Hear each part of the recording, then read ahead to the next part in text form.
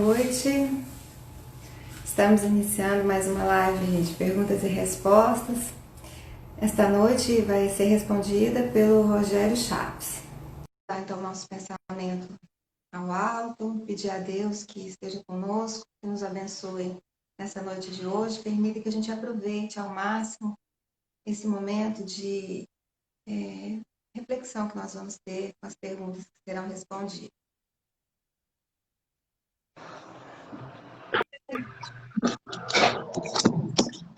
Boa noite. Oi. Tudo bem? Tudo. Vamos começar, né? Porque hoje tem muita pergunta novamente. Vamos ver se a gente consegue terminar. Eu acho que não vai dar para terminar, não. Mas, novamente, assim, quem ficar sem a resposta hoje, na próxima semana, a presidente do Centro, a Elza Soares, vai responder. Aí ela responde o que não der para responder hoje. A gente agradece muito o número de perguntas que está chegando, estão chegando muitas perguntas mesmo, muitas perguntas interessantes. E se você quiser que a sua pergunta seja respondida rapidamente, assim, manda a pergunta mais rápido também. Não deixa para a última hora, não. A pergunta, inclusive, de hoje foi feita para a Aline semana passada, mas não deu para ela responder, não deu tempo. É a seguinte, Rogério. A pessoa fez, acho que foi um curso aqui, não entendi, não conheço esse curso, e ela saiu com uma dúvida. Gostaria que me fosse esclarecido como é que o espírito reencarnante incorpora, assume, detém o novo corpo para sua nova experiência no planeta. Quer que repete? Quero que repita. Como é que o espírito que está reencarnando, ainda não nasceu, ele está prestes a nascer. Como que se dá essa incorporação? Como que ele assume esse novo corpo para a experiência dele? Eu acho que ela quer saber como que se dá o momento do nascimento mesmo, quando o espírito entra no corpo, alguma coisa assim. O mecanismo com que isso se dá, certamente, né? Bom, isso é uma coisa, assim, muito, muito profundo, esse conhecimento.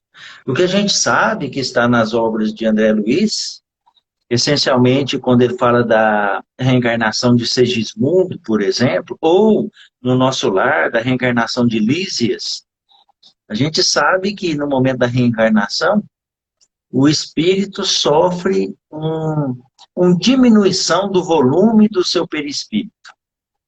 Ao mesmo tempo que ele está sofrendo uma diminuição de tamanho, de volume do perispírito, ocorre concomitantemente um torpor, né? Uma perda de consciência daquele espírito para que ele assuma o novo corpo que está sendo elaborado no processo gestacional da mãe.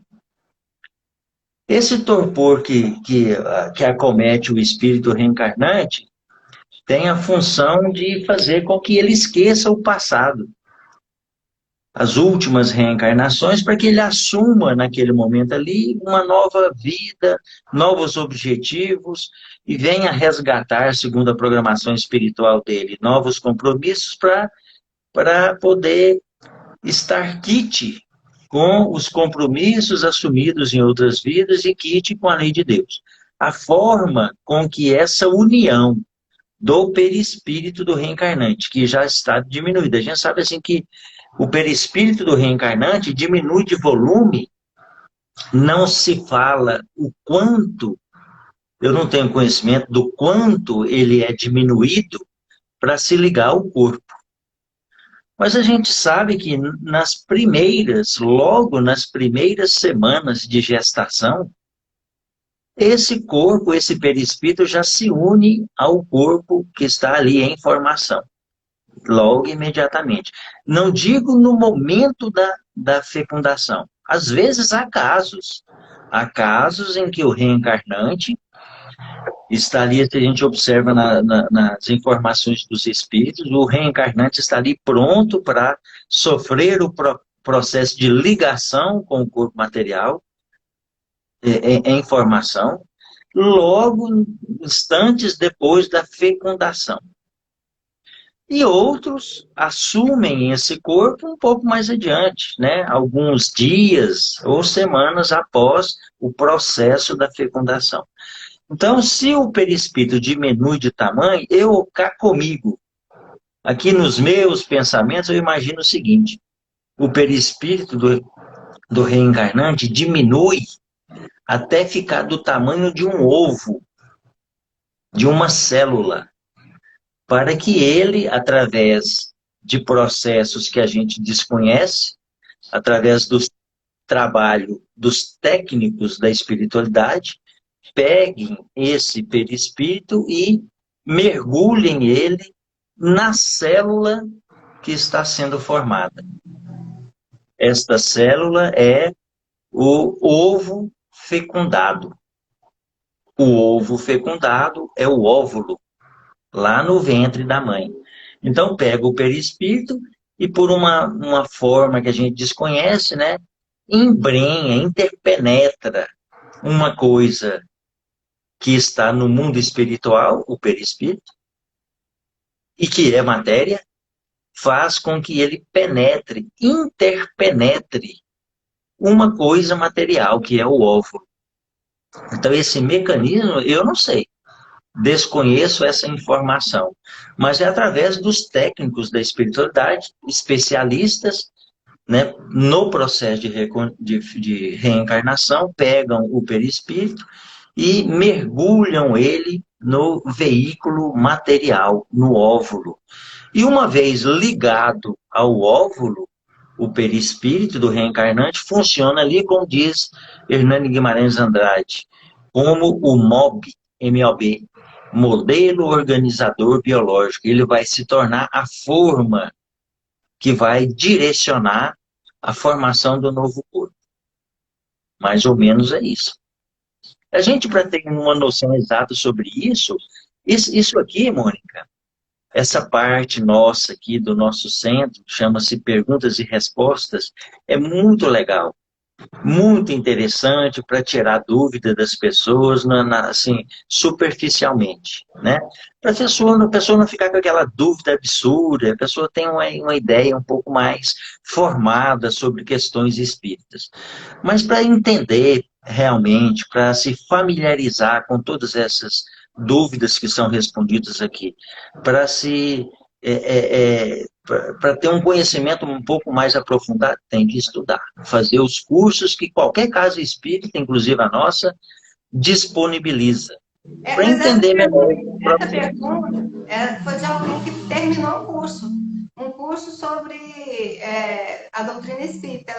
Ela inicia falando isso. Ela fez o curso e provavelmente foi explicado e ela ficou com dúvidas, né, a respeito. Não é fácil, não é fácil de entender e não é fácil de explicar, né? Exato. Tem que ter um conhecimento espírita prévio para a pessoa entender, para a gente usar, inclusive, termos ou forma de explicar que a pessoa possa entender, né? A pessoa não mencionou o curso que ela fez? Ela colocou E maiúsculo, S maiúsculo, D maiúsculo, E maiúsculo. ESD. É o ESD. É o ESD. É o curso sistematizado da doutrina espírita, é dado na federação e em muitas outras casas. Mas tem vários, né? Tem várias casas espíritas, não é? Tem, as casas que trabalham sob a direção da Federação Espírita, todos apresentam e ministram o ESD, né? Esses estudos sistematizados da doutrina espírita.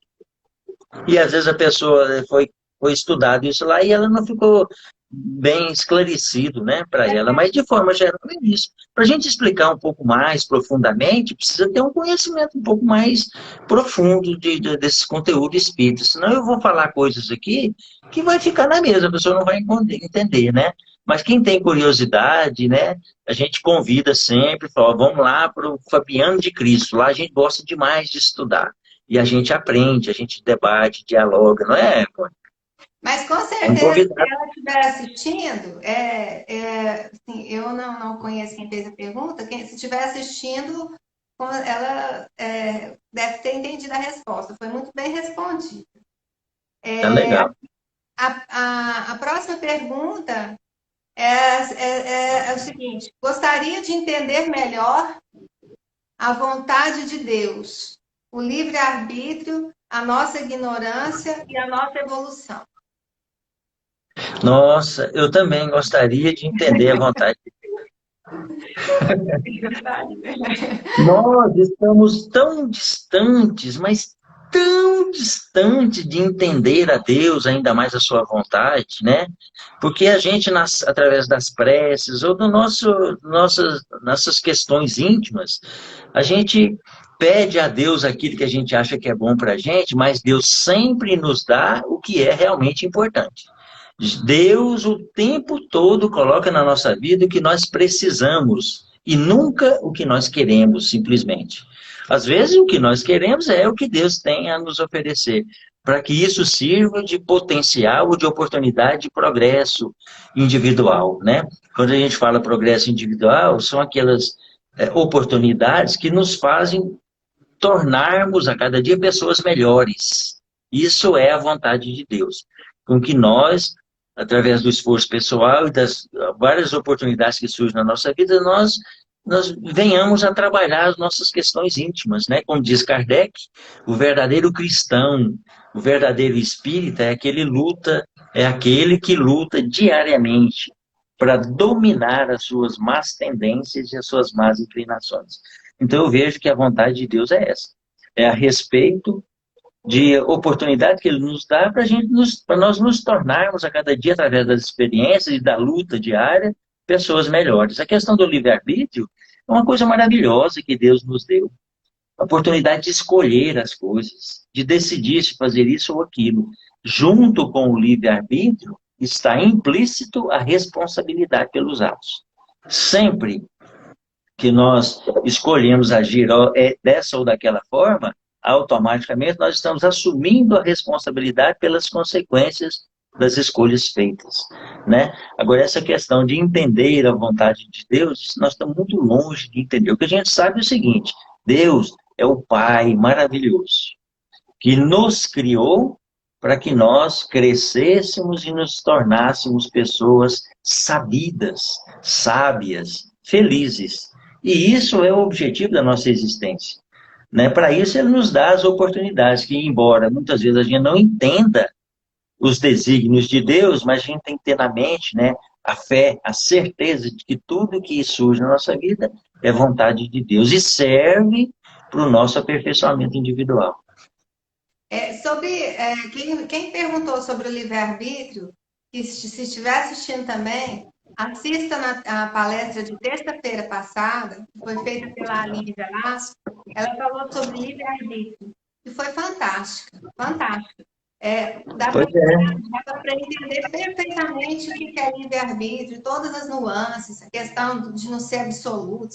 Ela foi muito feliz na explicação. Então, eu sugiro para essa pessoa e para todos os outros que vai na página do centro, no Instagram ou no YouTube e olhe, foi terça-feira agora, né? Hoje é quinta, anteontem. Foi muito bom. Pois é, tem lá arquivada, né? A gente pode ter acesso o tempo todo, né? Sim, todo mundo pode assistir todas as palestras, desde que começaram a ser gravadas. No começo, algumas a gente perdeu, na hora que terminou e não conseguiu, mas agora o próprio Instagram, ele salva, e aí a pessoa consegue assistir. Ótimo. Agora, essa pergunta aqui, eu tive 1001 recomendações sobre ela. Eu até anotei aqui, que, além da pergunta, os pormenores. É sobre formas pensamento. A pessoa quer entender melhor formas de pensamento, ela quer saber se formas de pensamento são sempre algo. Normalmente é um termo que é usado assim, cuidado com as formas de pensamento, cuidado. Então, dá a entender que forma de pensamento vai te prejudicar, elas costumam ser alguma coisa negativa, né? Porque aqui são sempre negativas ou podem ser formas de pensamento positivas. E aí ela falou assim, pergunta para ele como é que pode uma forma de pensamento me prejudicar? De que maneira que esses pensamentos, como que eles podem se prejudicar? Se, por exemplo, se a pessoa, ela deu exemplos, assim, às vezes é uma pessoa que tem muita imaginação, gosta de imaginar as coisas, como se estivesse escrevendo um livro, e faz historinhas na cabeça, que está viajando e tal. Ela quer saber se ela, quando ela imagina essas coisas, se essas coisas vão ser criadas de alguma forma, vão interagir, ganhar vida, sei lá, alguma coisa do tipo. Eu acho que eu perguntei bem perguntar. Eu entendi a pergunta, mas eu estou aqui pensando como é que eu vou responder isso, porque é um assunto complexo, né? E para fazer a pessoa entender, já que ela recomendou tanto, então é difícil. Precisa estudar, né? Estudar desde os conceitos básicos, iniciais, para entender o que vem a ser formas de pensamento. As formas de pensamento, elas não são só maléficas, não. Elas podem nos ajudar também. Então, assim como, e uma coisa interessante, é que a gente tem que ter em mente o seguinte, Mônica, assim como Paulo de Tarso recomenda, numa das cartas aos Romanos, ele diz assim, não deixe que o sol se ponha a vossa ira, não deixe que o sol se ponha a vossa ira. Significa o seguinte, é normal a gente sentir raiva. Nós somos seres humanos, não somos seres angélicos ainda. Então é perfeitamente normal a gente sentir raiva, ficar magoado. Isso é da criatura humana, do nosso orbe, da nossa faixa evolutiva. Normal. Agora, o que a gente não pode é alimentar a mágoa, alimentar o ódio, alimentar a raiva, né? E todos esses desequilíbrios. E isso a gente não deve. Por isso que Paulo dizia, não deixe que o sol se ponha a vossa ira. Ou seja, sentiu raiva, está com raiva da pessoa, está magoado, quando cessar e encerrar o dia, você dormir e acordar no outro dia, que você não esteja nem lembrando disso mais. Porque se você guardou em si mesmo essa lembrança, essa mágoa, você passa a partir daí a alimentar isso em você. Então isso é prejudicial. Voltando às formas de pensamento, né? Ela é dessa forma. Quando nós, dizem os espíritos, ou encarnados, seres, criação divina, nós somos co-criadores com Deus. Deus cria tudo e nós somos co-criadores com Deus. Porque nós vivemos, enquanto encarnados, nós vivemos mergulhados no nosso planeta, envolvidos pela atmosfera. A atmosfera é o conjunto de gases que permeia todo o ambiente que nós vivemos. Assim como os peixes e os animais marinhos vivem no mar e estão todos envoltos pela água, nós vivemos rodeados pela atmosfera, o conjunto dos gases que compõem o nosso planeta. Os espíritos desencarnados, aliás, os espíritos, de forma geral, vivem rodeados por uma substância, tal qual os encarnados estão rodeados pela atmosfera, os animais marinhos envolvidos pela água, os espíritos são envolvidos e estamos mergulhados numa substância que a doutrina espírita chama de fluido cósmico. Os espíritos estão mergulhados no fluido cósmico, tanto os desencarnados quanto os encarnados. Porque uma vez presos ao corpo, nós aqui estamos encarnados, mas nós somos espíritos. E pelo pensamento, nós atuamos nessa substância, fluido cósmico, e co-criamos com Deus. Então, o nosso pensamento toca o fluido cósmico e ele cria uma imagem que se originou do nosso pensamento. Então, tudo aquilo que a gente pensa e sente e que se traduz nas emoções, age no fluido cósmico e cria aquele quadro. Agora, porque uma pessoa está raivosa ou está magoada, um momento ou no outro, ela está agindo no fluido cósmico e estabelecendo criações. Agora, para que essas criações de mágoa, de ódio, de revolta, ou de positivismo, de sentimentos altruístas, né? Para que isso reflita em nós, é preciso que haja uma, uma Constância. perenidade, uma constância nesses pensamentos, sabe? Não é um momento ou outro que você se sentiu raivoso e tal, que isso vai ser uma rotina na sua vida. Então é necessário que a pessoa seja assim, que esse foco, né, que a direção dos seus pensamentos, das suas vibrações, das suas emoções, se estabeleça num foco de pensamento perene, para que isso seja o cotidiano da pessoa e isso se transforme no jeitão de ser da pessoa. Esse jeitão de ser da pessoa, que ao longo do tempo se traduz num sentimento só, numa manifestação só, e isso vai criando formas, pensamentos, ou seja, tudo aquilo que o nosso pensamento, as nossas emoções cria, tocando o fluido cósmico, se traduz nas formas, pensamentos que ficam presas a nós mesmos. Então, André Luiz diz assim, toda criatura transita em torno das suas próprias criações. Toda criatura transita em torno das suas próprias criações. Então, nós vivemos envolvidos nas nossas próprias criações mentais, que refletem em torno de nós mesmos, formando um campo magnético com um teor positivo ou negativo, conforme o tipo de vibrações que nós temos. E isso é o campo, a Uma morada, a pessoa, residência que nós criamos para nós mesmos, que se traduz na morada individual que nós estabelecemos para nós. uma pessoa fez Então, um agora, comentário aí agora, falando que, assim, e quando ela sente, pensa, guarda tudo para ela e não fala nada.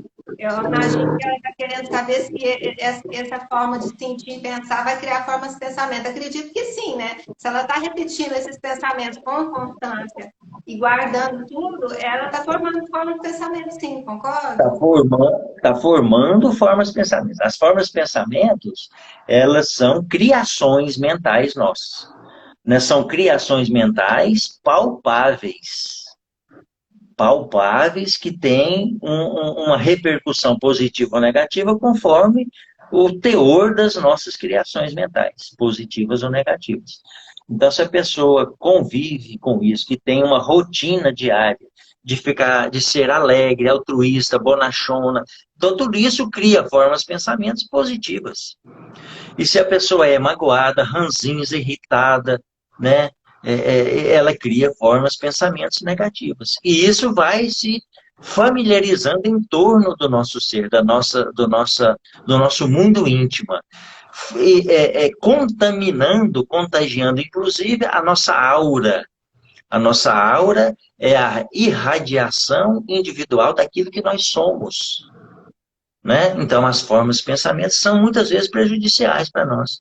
E às vezes benéficas, conforme as nossas vibrações. Acho que Mais ou menos. por isso que as pessoas falam assim, tenha pensamento positivo, deve ter um sentido, né? Esse pensamento positivo não é à Tem um toa. sentido. Agora, o pensamento positivo, ele é assim, nós somos pessoas, Mônica, dada a nossa situação evolutiva, nós somos pessoas assim que nós estamos mais presos à inferioridade do que ao equilíbrio, à superioridade, né? As nossas questões íntimas são mais de espíritos inferiores, imperfeitos, do que espíritos melhorados. Então, por exemplo, no livro Ação e Reação, de André Luiz, lá tem uma dupla de obsessores que obsediam Luiz, o dono de uma fazenda que tem uma história e uma trama que eu não vou me deter aqui porque é longa. Mas esses dois espíritos, Clarim Clarindo e Leonel, se não me engano. Clarindo e Leonel, os dois espíritos obsessores. Ensina para André Luiz as técnicas obsessivas. Ele chega para André Luiz e fala assim, ó, olha esse cara aqui, o Luiz. Olha só, avalia o pensamento dele. O pensamento dele viaja em torno de preocupações familiares, preocupações com os negócios, obrigações diárias da fazenda, dos corre-corre, com os filhos, isso e aquilo. Então, ou seja, nós somos assim. Os nossos pensamentos diários vagueiam em torno das questões que nós assumimos responsabilidade durante o dia. Mas existem algumas pessoas um pensamento que, no meio dessa trama toda, ele vai e ele está sempre presente. O Clarindo e o Leonel chamam a atenção dela e diz, olha aqui, olha esse indivíduo. Ele está preso às questões de negócios, e isso, aquilo, aquilo, aquilo, e aquele pensamento específico brota na mente dele, e fica ali por algum tempo e some. E entra outros pensamentos relativos às responsabilidades diárias. Vez ou outra, aquele mesmo pensamento surge à mente. Ou seja, o indivíduo passa um dia inteiro e aquele pensamento está permanente na mente dele, dividindo o tempo com as outras responsabilidades, mas é um pensamento que ele não consegue desligar. O pensamento, no caso do Luiz, era a culpa por ter matado os dois irmãos para se apossar da fazenda. Então a culpa estava palpitando na mente dele e ali como um sinal sempre fugia e voltava, fugia e voltava. Foi o mecanismo com o qual os obsessores conseguiram alcançar e infernizar a vida do Luiz, porque ele tinha uma culpa que permitiu o acesso dos obsessores. Então nós somos assim. Nós temos responsabilidades, questões diárias, uma série de coisas que o nosso pensamento, durante um dia, 24 horas, ele está dividido entre questões de responsabilidade e outras questões que nós assumimos, mas tem aquilo que caracteriza o nosso jeitão de ser. Existem aqueles pensamentos e sentimentos que caracterizam o indivíduo. Esses pensamentos é que permeiam a maior parte. Às vezes ele vagueia, vai e volta, mas ele está ali sempre presente. Esse é que determina a formação das formas, pensamentos, que pode ser prejudicial ou não. Aqui tem uma pergunta também, é o seguinte. Agir de acordo com os mandamentos do Pai, servir e amar ao próximo, procurar equilibrar pensamentos e ações. Ou seja, a pessoa está dizendo que se alguém age de acordo com os mandamentos de Deus, de Cristo, ela serve ao próximo, ela ama ao próximo, ela procura equilibrar os pensamentos e as ações, mas ela não está se sentindo disposta a estimular o irmão ou alguém, uma pessoa, a caridade. Então, ela pergunta se isso, apesar de tudo isso que ela faz, se isso se torna uma falha grave. Quer que repete? Não, eu entendi. Eu acho o seguinte, a pessoa, a nosso companheiro ou a nossa companheira está exigindo demais dela. Porque nós não somos perfeitos assim, né? Se você já faz tudo isso que você descreveu, se você fizesse isso, essa outra coisa que você não está conseguindo ainda, você já podia estar habitando, era um planeta melhor. Sabe? Porque a gente não tem condição. Bom, até onde eu entendo, nós não temos essa capacidade todas, porque nós estamos assim, subindo o degrau da melhoria íntima, né? Nós estamos devagarzinho, sobe um degrau e demora a subir mais um degrau. Então, não se cobre tanto, né? Se você já faz tudo isso, agora, se você pode, então eu digo o seguinte, eu sempre digo o seguinte, nós temos na nossa vida todas as oportunidades de fazer o bem. Inclusive, vou contar uma história. Eu gosto de história, né, mãe? É bom, né? Por isso que o gosto povo de gosta de história. ouvir. Pois é, uma história. E quando eu conto uma história minha, aí eu posso falar com certeza, porque eu entendo, eu conheço por propriedade. Então, é, é, eu dizia sempre para os meus filhos, quando eles eram bem pequenininhos, eu falava assim, a gente chegava do centro, ia para casa, tomava um banho, ia dormir, colocava eles na cama, a gente fazia a prece sempre. Fazia a prece para dormir, eu colocava uma música sublime, ele sempre dormia com música sublime, a noite toda. E aí teve uma ocasião que o Gustavo, meu filho mais velho, hoje tem 29 anos, e ele tinha 3 anos. A gente ia para o centro, levava ele ficava por ali, dormia lá no colchãozinho na hora do curso e tal. Bom, mas teve uma ocasião que ele estava desperto e veio assistir na aula. Eu falando sobre o amor e a caridade. E falei, e dei aquela aula maravilhosa, e falei que a gente tem que ajudar as pessoas, e a oportunidade de ajudar, bom. E nesse dia que a gente estava voltando para casa, amor, que tinha caído a ponte lá na BR, e a gente tinha que passar por um desvio, era demorado, e caiu uma chuva, mas caiu uma chuva, e eu voltei para Goiânia com o carro lotado de gente, dando carona. E aí, ali no desvio, quando eu entrei na BR, uma chuva que quase não enxergava nada. E tinha uma pessoa com o carro estragado, na chuva, ensopado e pedindo para eu parar. Aí eu diminuí a velocidade, eu olhei aquele caboclo, o carro estragado, ele pedindo ajuda, eu ponderei, pensei, eu com o carro cheio de gente, estava super lotado, né? Cheio de gente. Falei, eu vou fazer o quê? O que que eu podia ajudar essa pessoa? Falei, eu vou deixar alguém que tiver em melhores condições de ajudar. E vazei para casa. Deixei um numa casa, outro na outra, outro na outra, cheguei em casa. Eu, a mulher e os 2 meninos. Eu acho que nem tinha o Lucas ainda.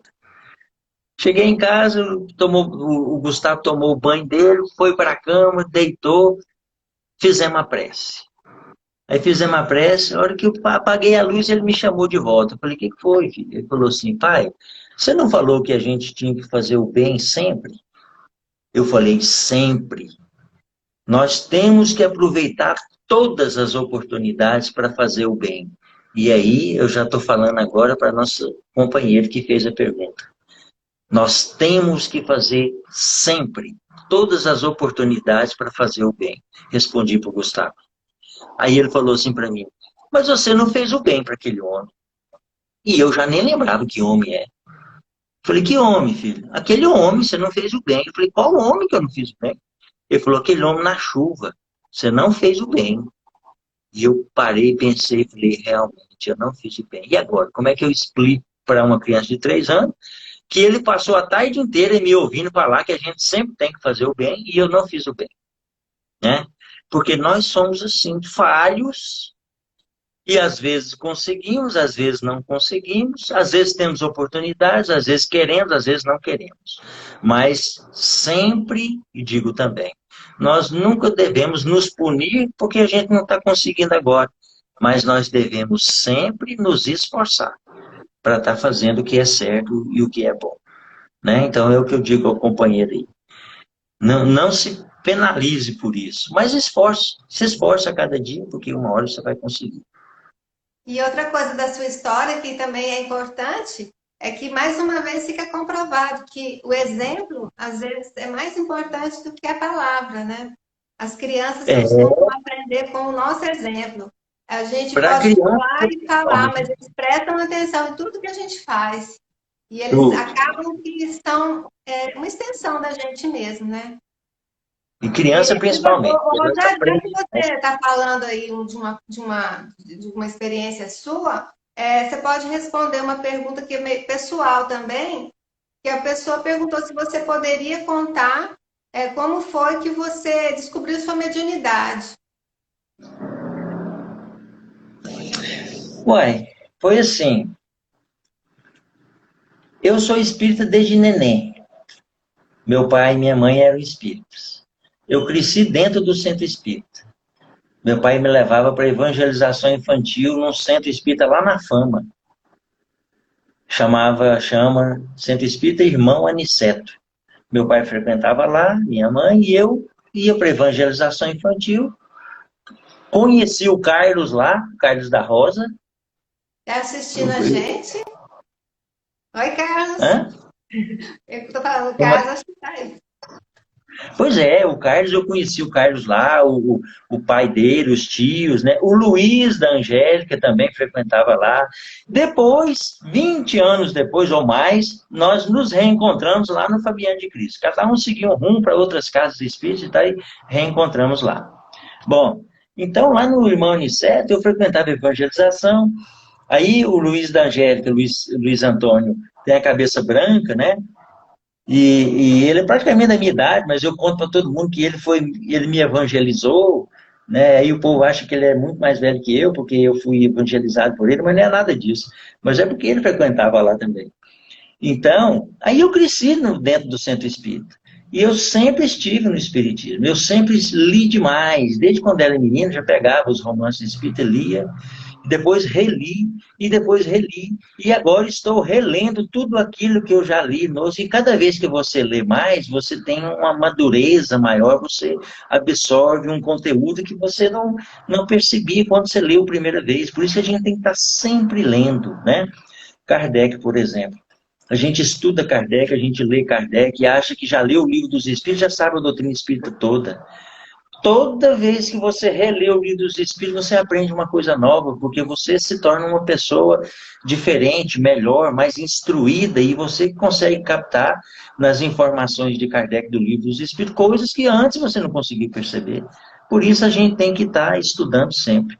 Então, sempre estudei, sempre li, vi e participava de cursos, até um dia que frequentando, e eu sempre fui muito tímido, calado, não sei, você não lembra disso, Mônica. Quando nós nos conhecemos, eu já era conversador.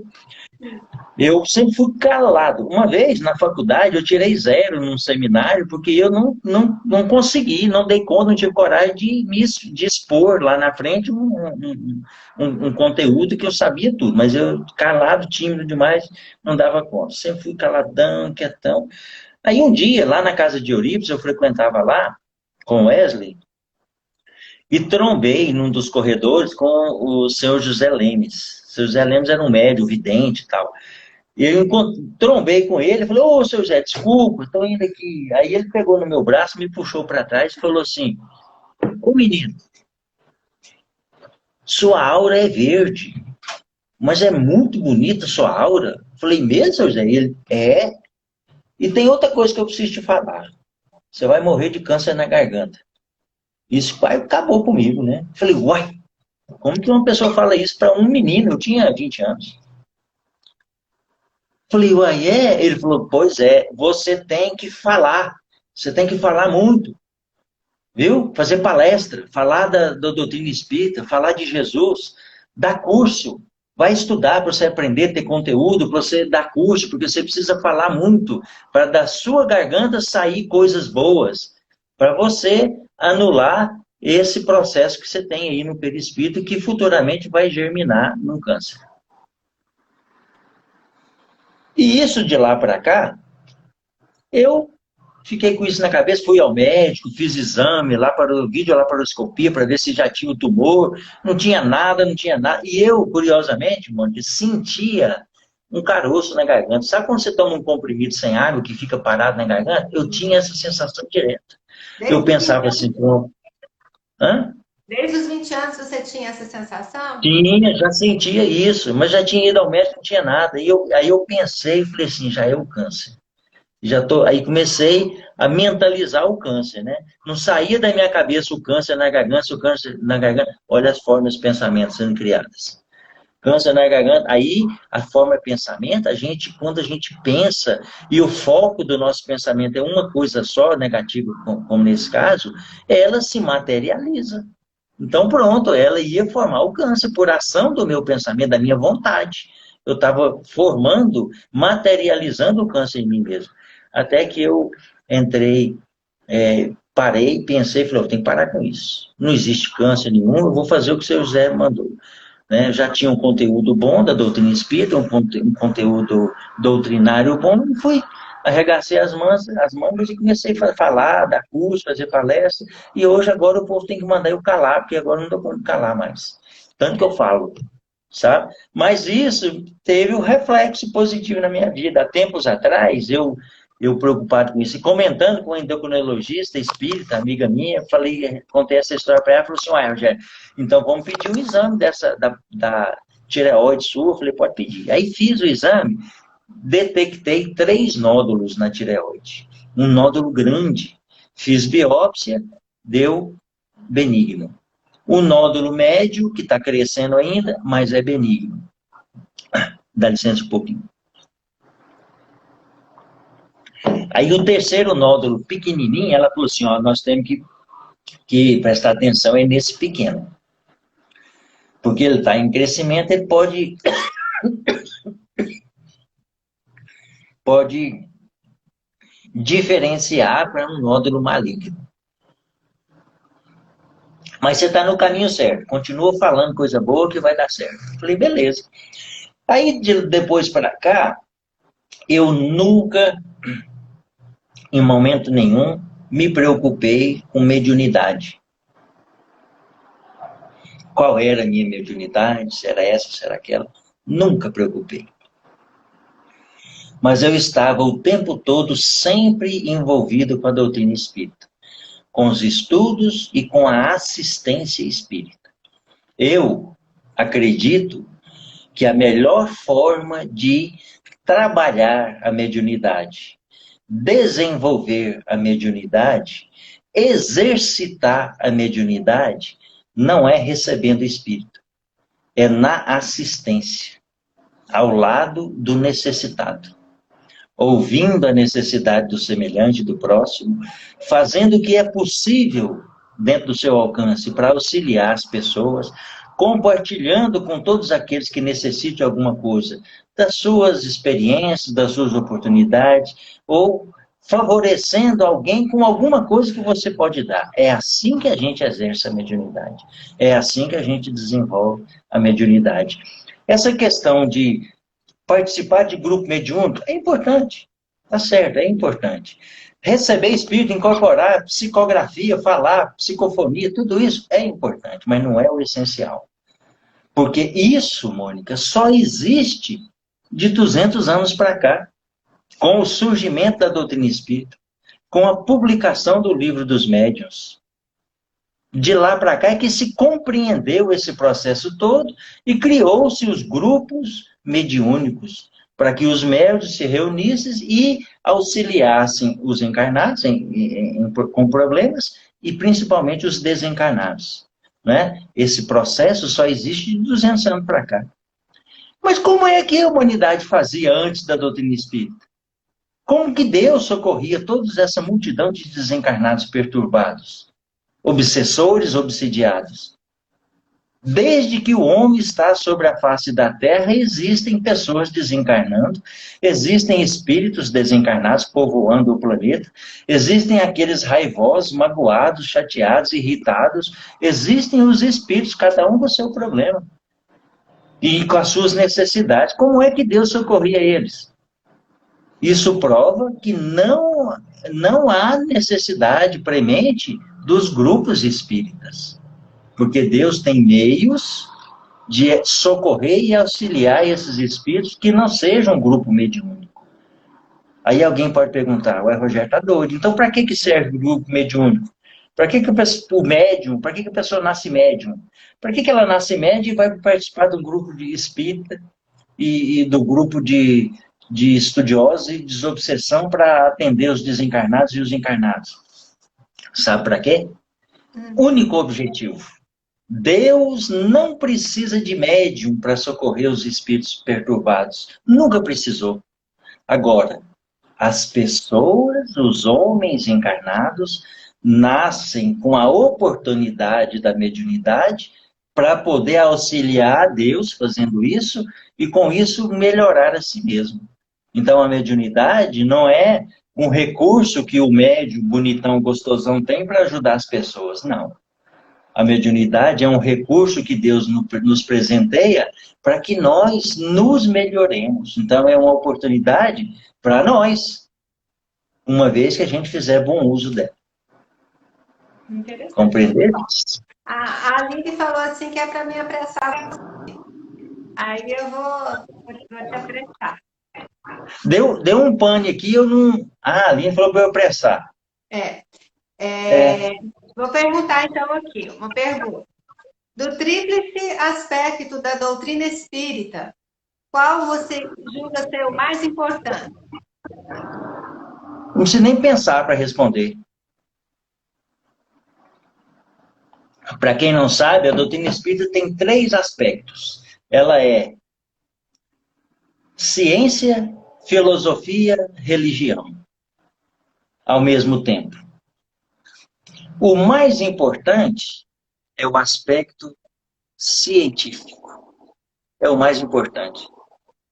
Tanto que Kardec, ao definir a doutrina espírita lá no Evangelho segundo o Espiritismo, ele diz assim: a doutrina espírita é a ciência nova que veio trazer ao mundo, através de provas irrefutáveis, a existência do mundo espiritual, a existência dos espíritos e a sua relação com o mundo corpóreo. É a ciência nova. Esse é o aspecto principal. Porque o aspecto religioso e filosófico decorre da ciência, do conhecimento. Quando nós entendemos e conhecemos todas as questões da vida e da morte que nos envolvem, a questão da ligação com Deus, aspecto religioso, e a questão da filosofia, a ética humana, isso decorre do entendimento de tudo isso. Então, a meu ver, o aspecto científico é o principal. Né? E isso diferencia dentro das religiões das demais religiões que são presas a dogmas, né? A enquadrilhamentos que escravizam a pessoa. A doutrina espírita não tem isso. A doutrina espírita é uma ciência com repercussão religiosa de liberdade. Não existe proibições de forma nenhuma.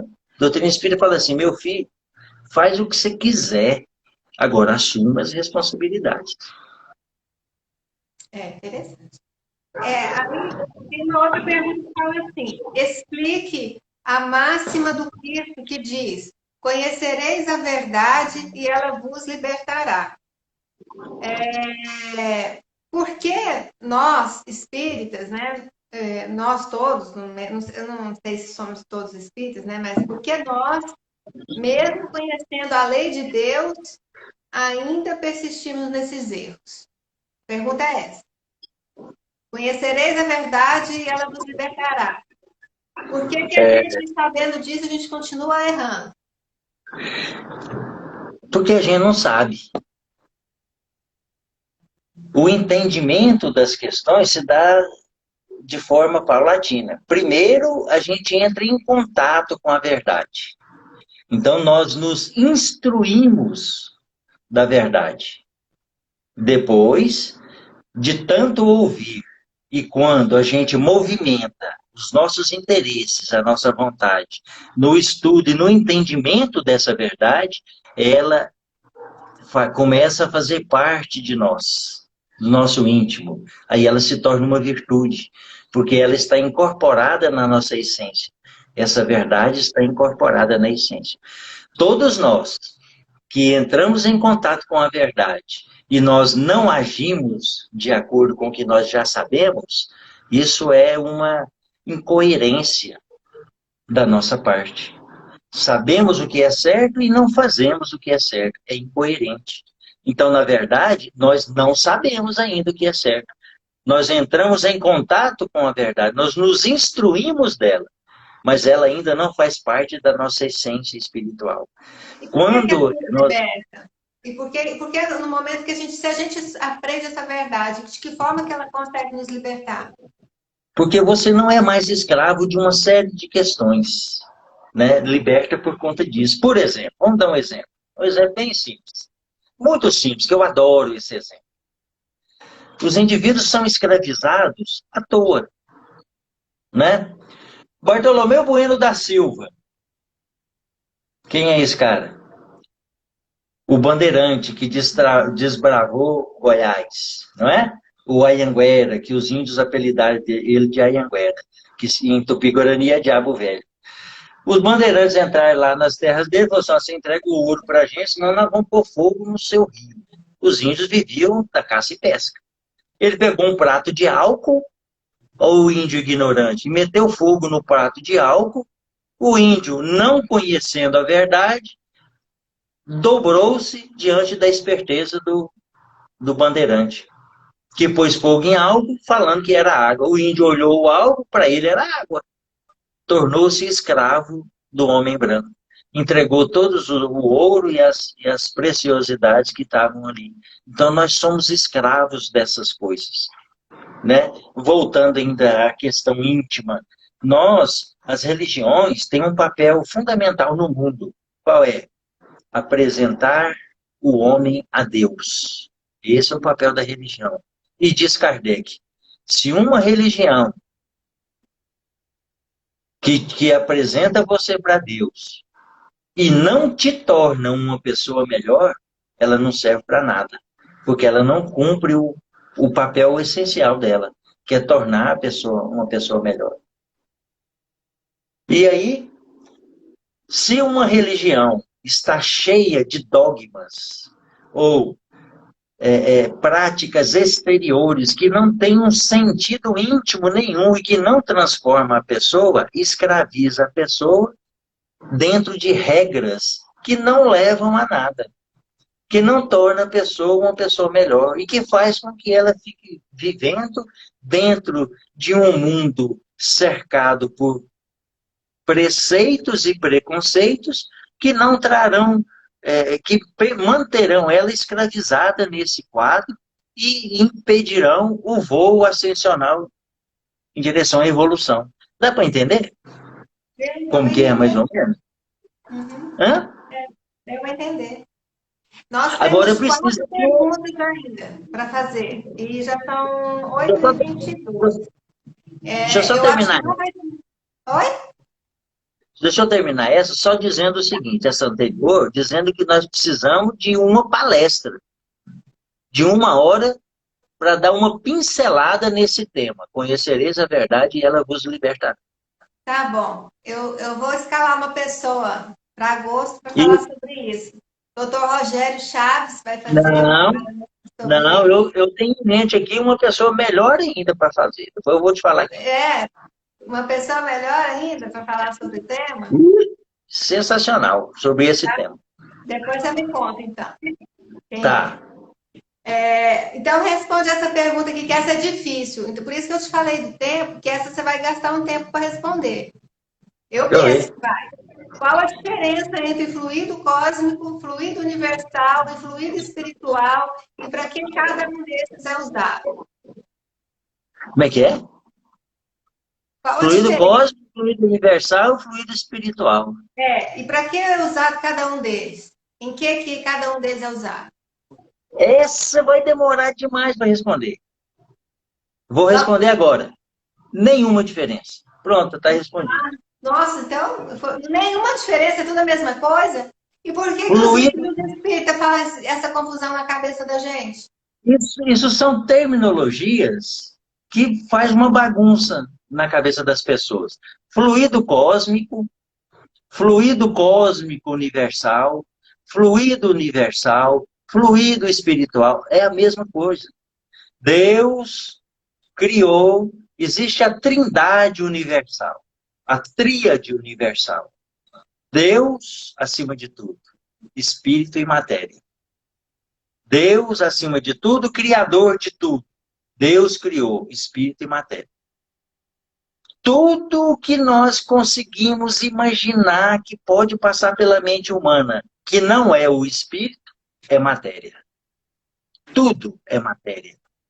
Fluido espiritual é matéria. Então, esse termo é errado dizer.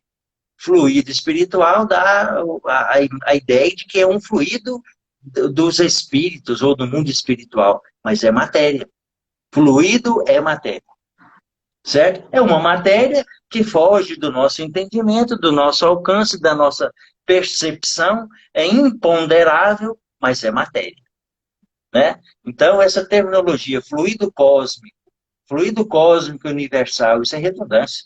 O fluido universal ou fluido espiritual Tudo é a mesma coisa, são palavras diversas que se usam para dizer a mesma coisa. O fluido que está no mundo espiritual e que dá origem a tudo quanto é matéria. Todas as coisas que existem no universo inteiro, excetuando o espírito, o resto é matéria. Eletricidade, raio-x, os planetas, o vácuo, aqueles buracos negros que existem no vácuo, tudo é matéria. O pensamento é matéria. As ondas sonoras, tudo matéria. Então, tudo advém de transformações da matéria elementar. Ainda tem outra terminologia que quer dizer a mesma coisa. Fluido cósmico, fluido universal, fluido cósmico universal, fluido espiritual ou matéria elementar. É tudo a mesma coisa. Criação de Deus, formas primordiais, né? Formas básicas que, pelas suas inumeráveis transformações, dão origem a tudo que é tudo que é matéria que a gente consegue entender ou imaginar na nossa mente. Certo. Rogério, então, ó, as próximas perguntas eu vou passar para a Elza, semana que vem ela vai responder.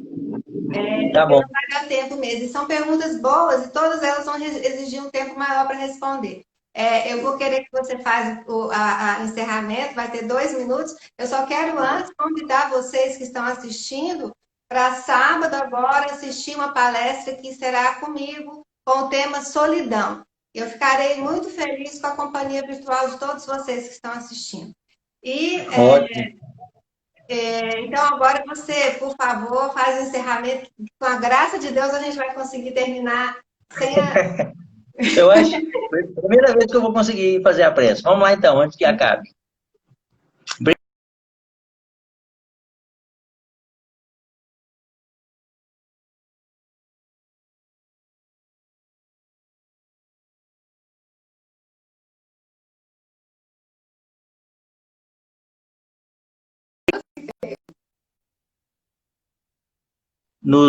Que dirige os nossos caminhos, a nossa mente. Agradecemos ao Mestre Jesus, nosso irmão maior, magnífico, pelas oportunidades que temos, pela assistência que recebemos a cada dia. Permita, Senhor, que nós possamos absorver todos esses esclarecimentos que essas lives aqui do centro têm nos passado. Que tudo isso sirva para o nosso aperfeiçoamento. Que de posse desses esclarecimentos a gente possa a cada dia conduzir a nossa vida melhor, acertando mais em cada decisão e errando menos, para que a gente alcance mais rapidamente a felicidade que Jesus nos prometeu. Muito obrigado, Senhor. Que assim seja. Boa noite a todos, fiquem em paz. Nossa, obrigada, Rogério. Foi muito bom. Obrigada a todo mundo que assistiu. Continue mandando perguntas, a gente vai respondendo. E quando não der tempo, o próximo que vai falar, no caso, vai ser a Elvis Soares semana que vem. Gente, boa noite a todos. Fiquem com Deus. Obrigado. Boa noite.